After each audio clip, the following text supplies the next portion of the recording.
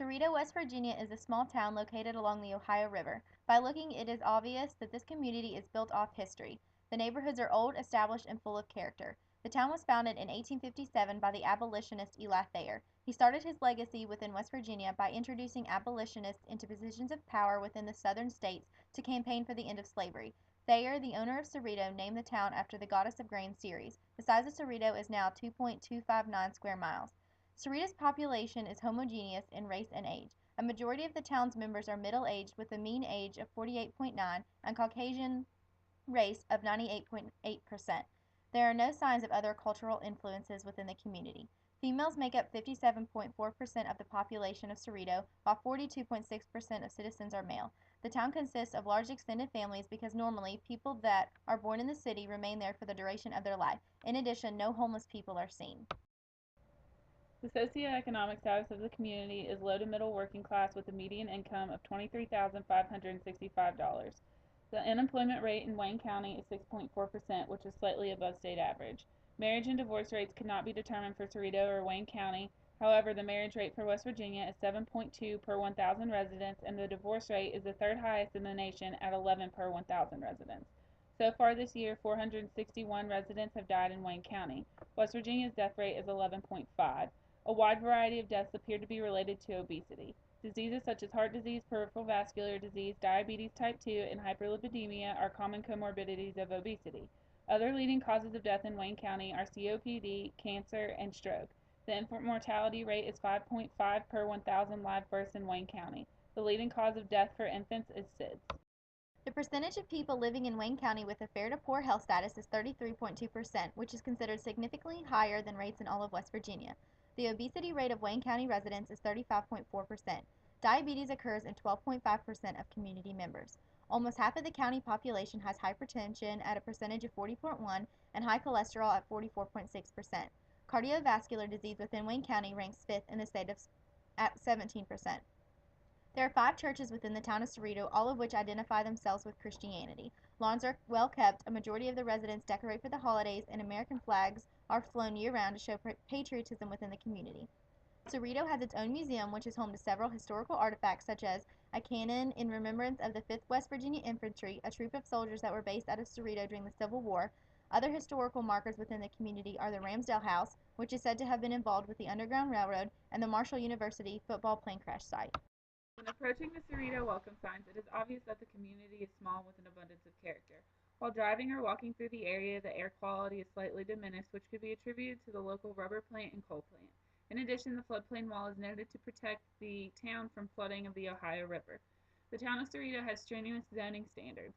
Any person that would like to construct a building must have a permit approved by the town council. The structure must be inspected within 3 areas: foundation, frame, and wiring. There are 2 local doctor practitioner offices located within the older converted homes, as well as St. Mary's Family Medical Center located within the Ceredo Shopping Plaza. Other services provided are 1 dentist's office, a chiropractor, Cabell Huntington Home Health, and 2 veterinary clinics. The nearest hospital for all members of the Ceredo community is Cabell Huntington Hospital, which is approximately a 15-minute drive. However, the veterans of the community are provided with a closer hospital less than 5 minutes from the town. Social services within the community include the Golden Girls Group Home and approval of HUD housing. The Golden Girls Group Home provides therapies and group activities for at-risk teens and young adults battling sexual abuse, low self-esteem, and educational issues. The Ceredo community has been living within its resources for many years, leading to self-sufficiency, except for the immediate access to emergency care. Industries such as the rubber plant, coal plant, CSX, or Norandex Building Materials Warehouse provide a large range of employment opportunities for members of the community. The town contains Food Fair Grocery Store, Dollar Tree, Goodwill, Pizza Hut, Subway, GNC, Speedway, 2 banks, an insurance agency, a formal apparel store, Austin's Ice Cream Shop, and a funeral home.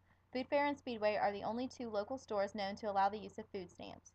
The majority of the community members travel within their own means using private vehicles. In addition, public transportation systems include taxis, TTA buses, and the nearby Tri-State Airport. For neighborhood transportation, there are well-kept sidewalks, a bicycle trail, and handicap accessible areas. They have a local fire department, police station, and EMS service. There are no neighborhood watch programs. Fortunately, there is low crime rates, with petty larceny being ranked as the #1 issue, followed closely by DUIs. City Hall houses the water clerk's office, which controls the water, sewage, and garbage disposal. Any complications, such as boil water advisories, are issued by the water clerk's office and broadcasted to the community by the local news channels. In addition, Ceredo's air quality is 37%, which is located on the higher end of the adequate air quality spectrum. As in most of West Virginia, the Democratic Party is dominant in Ceredo. The citizens of Ceredo elect a mayor and a 6-seat council. The town council meets once a month. Community members are invited to attend the meetings and bring up any concerns they may have. Common gathering areas include tutors and the local fire department. Ceredo has its own newspaper called the New Crescent. Since Ceredo is such a small town and the population is on the older side, a majority of communication is done face to face. Within the city is an elementary school and middle school, both given the West Virginia School of Excellence Award. Once students graduate from the 8th grade, they attend nearby Spring Valley High School. Wayne County Board of Education, which meets twice a month, is responsible for the schools of Ceredo. Literacy levels and truancy are the major educational issues. The current dropout rate for Wayne County is 1.9%. One school nurse services the middle school and 2 elementary schools, one in Ceredo and one in Canova. The high school has its own full-time nurse and health clinic. Ceredo and the surrounding area provide ample ways for children and adults to participate in recreational activities such as a local fitness center, soccer fields, a boat ramp, playgrounds, swimming pool, amusement park, skateboard park, and a volleyball court. The elderly museum manager said Ceredo is a sweet little community full of history and character. The community is bound by tradition and based on family values and history. Everyone feels welcome and life seems to slow down here. However, a local police officer said the major issue I have with Ceredo is the lack of growth and motivation. Our perception was the community of Ceredo was built on wholesome morals and values and remains centered around these same values today. The small town is able to be self-sufficient, which a number of small towns are unable to do. The area has not grown very much in recent years, so new jobs and opportunities have not been created. However, this has not caused residents to leave the area because the population continues to grow.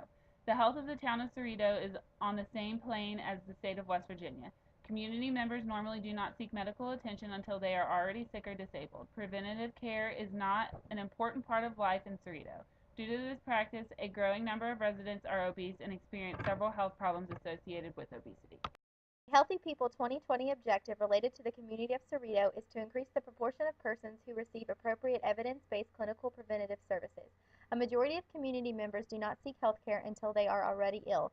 It is necessary for community members to participate in preventative care measures such as immunizations and screenings to prevent illness or catch diseases early.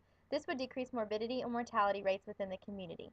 The second objective is to increase the proportion of physician office visits that include counseling or education related to nutrition or weight.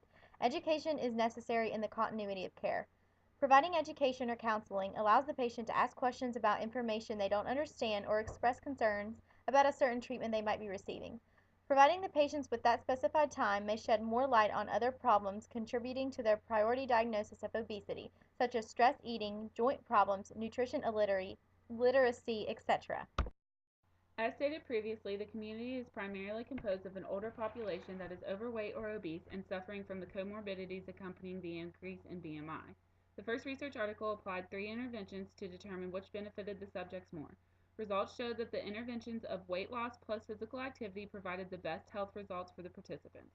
The study concluded that existing community infrastructures can be effective in delivering lifestyle interventions to enhance mobility.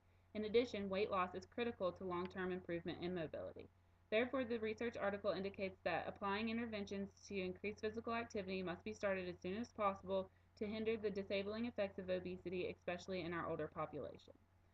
The second research article involved investigators of 57 studies that collaborated to discover the top cause of mortality related to an increase in BMI. A variety of individuals, including males, females, and different races, made up almost 900,000 participants. The study discovered that as BMI increased, so did mortality by heart disease, stroke, cancer, diabetes, and respiratory diseases. The study is important because it shows the community that obesity increases the risk of several fatal diseases. This information could be utilized in the teaching plan for the community as well. The teaching plan diagnosis was deficient knowledge in the cognitive domain related to effects of obesity on the body and ways to prevent obesity, as evidenced by a large obese subpopulation in the town of Ceredo and a lack of educational programs on obesity in the community. The goal was that the community would understand the effects of obesity upon the body and ways to prevent obesity. The first nursing diagnosis was ineffective health maintenance related to a lack of motivation to seek out community resources, as evidenced by a majority of population requiring secondary prevention for diseases, a lack of participation in primary prevention, and a lower level of knowledge regarding disease pathology and when to seek help. The goal was the community will participate in appropriate health maintenance activities. Two interventions included assessing for factors that create barriers to the community's ability to learn about resources and assisting members to increase education about community resources such as St. Mary's Family Medical Center, Cabell Huntington Hospital, Cabell Huntington Home Health, and local doctor, practitioner, dentist, and providing phone numbers for each. The second nursing diagnosis was risk for infection related to environmental hazards and frequent interaction between members of the community.